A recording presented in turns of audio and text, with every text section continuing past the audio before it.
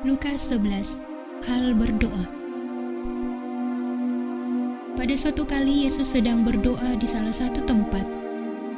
Ketika ia berhenti berdoa, berkatalah seorang dari murid-muridnya kepadanya, "Tuhan, ajarlah kami berdoa, sama seperti yang diajarkan Yohanes kepada murid-muridnya."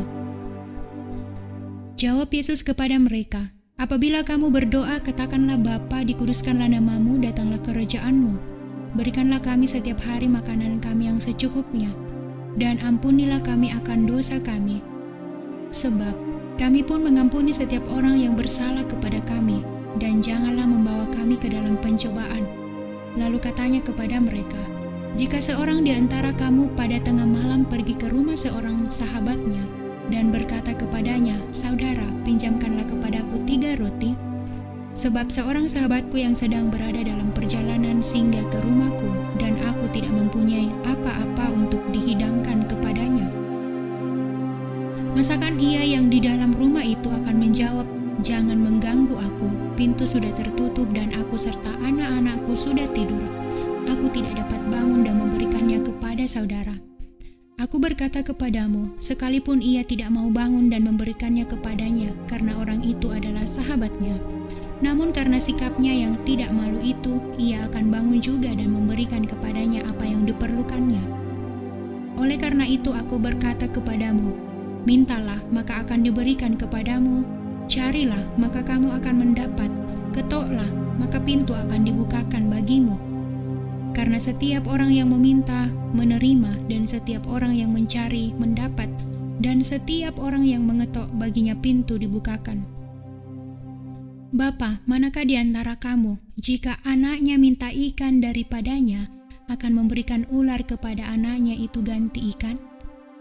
Atau, jika ia minta telur, akan memberikan kepadanya kalajengking? Jadi jika kamu yang jahat tahu memberi pemberian yang baik kepada anak-anakmu, apalagi Bapamu yang di sorga, ia akan memberikan Roh Kudus kepada mereka yang meminta kepadanya."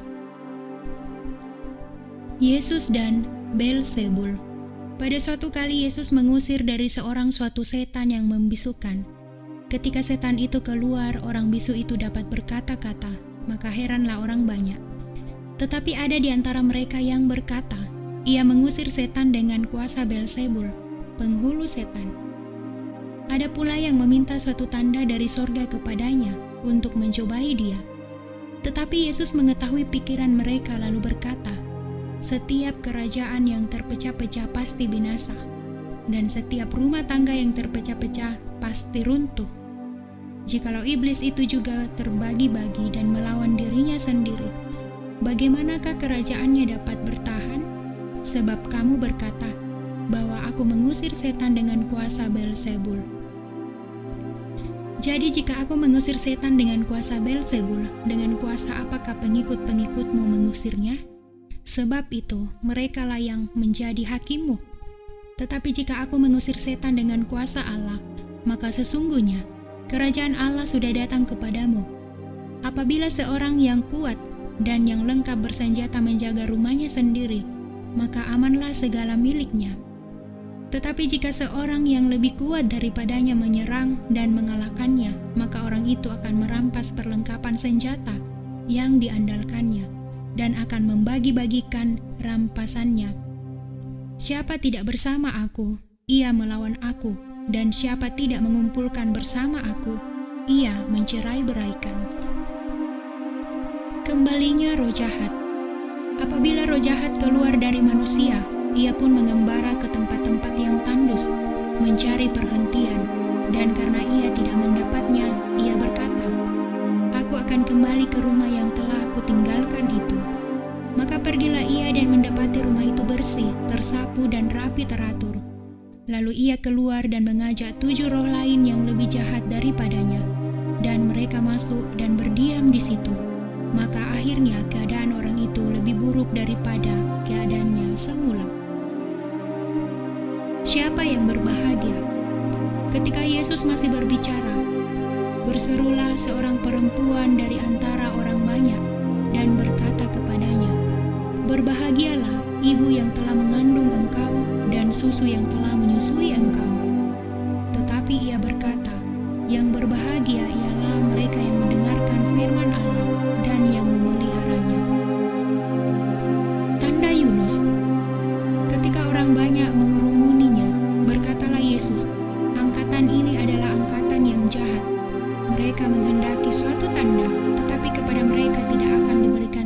ada selain tanda Nabi Yunus. Sebab seperti Yunus menjadi tanda untuk orang-orang Niniwe, demikian pula lah Anak Manusia akan menjadi tanda untuk angkatan ini. Pada waktu penghakiman, Ratu dari Selatan itu akan bangkit bersama orang dari angkatan ini, dan ia akan menghukum mereka.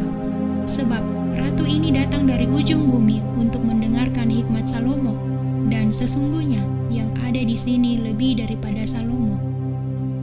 Pada waktu penghakiman, orang-orang Niniwe akan bangkit bersama angkatan ini, dan mereka akan menghukumnya, sebab orang-orang Niniwe itu bertobat waktu mereka mendengarkan pemberitaan Yunus, dan sesungguhnya yang ada di sini lebih daripada Yunus.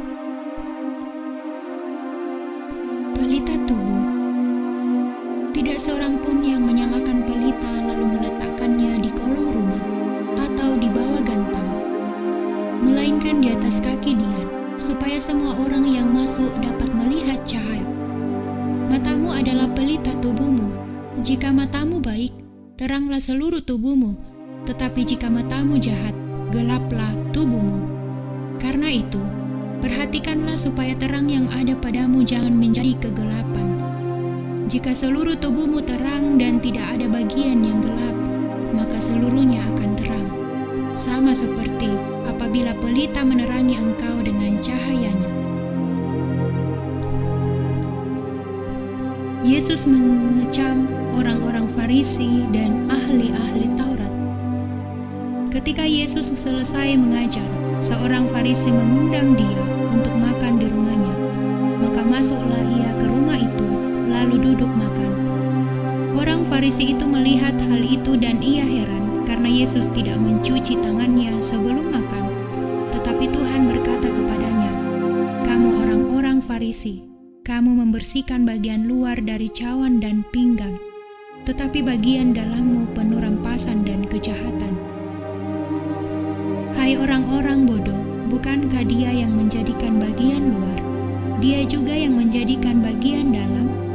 Akan tetapi, berikanlah isinya sebagai sedekah dan sesungguhnya semuanya akan menjadi bersih bagimu. Tetapi celakalah kamu, hai orang-orang Farisi, sebab kamu membayar persepuluhan dari selasi, inggu, dan segala jenis sayuran, tetapi kamu mengabaikan keadilan dan kasih Allah. Yang satu harus dilakukan dan yang lain jangan diabaikan. Celakalah kamu, hai orang-orang Farisi, sebab kamu suka duduk di tempat terdepan di rumah ibadat dan suka menerima penghormatan di pasar. Celakalah kamu, sebab kamu sama seperti kubur yang tidak memakai tanda. Orang-orang yang berjalan di atasnya tidak mengetahuinya. Seorang dari antara ahli-ahli Taurat itu menjawab dan berkata kepadanya, "Guru, dengan berkata demikian engkau menghina kami juga." Tetapi ia menjawab, "Celakalah kamu juga, hai ahli-ahli Taurat, sebab kamu meletakkan beban-beban yang tak terpikul pada orang. Tetapi kamu sendiri tidak menyentuh beban itu dengan satu jari pun. Celakalah kamu, sebab kamu membangun makam nabi-nabi, tetapi nenek moyangmu telah membunuh mereka. Dengan demikian, kamu mengaku bahwa kamu membenarkan perbuatan-perbuatan nenek moyangmu, sebab mereka telah membunuh nabi-nabi itu dan kamu membangun makamnya. Sebab itu hikmat Allah berkata, Aku akan mengutus kepada mereka nabi-nabi dan rasul-rasul, dan separuh dari antara nabi-nabi dan rasul-rasul itu akan mereka bunuh dan mereka aniaya, supaya dari angkatan ini dituntut darah semua nabi yang telah tertumpah sejak dunia dijadikan, mulai dari darah Habel sampai kepada darah Sakaria yang telah dibunuh di antara mezbah dan rumah Allah. Bahkan aku berkata kepadamu, semuanya itu akan tuntut dari angkatan ini. Celakamu, hai ahli-ahli Taurat, sebab kamu telah mengambil kunci pengetahuan. Kamu sendiri tidak masuk ke dalam, dan orang yang berusaha untuk masuk ke dalam kamu halang-halangi. Dan setelah Yesus berangkat dari tempat itu, ahli-ahli Taurat dan orang-orang Farisi terus-menerus mengintai dan membanjirinya dengan rupa-rupa soal. Untuk itu mereka berusaha memancingnya, supaya mereka dapat menangkapnya berdasarkan sesuatu yang diucapkannya.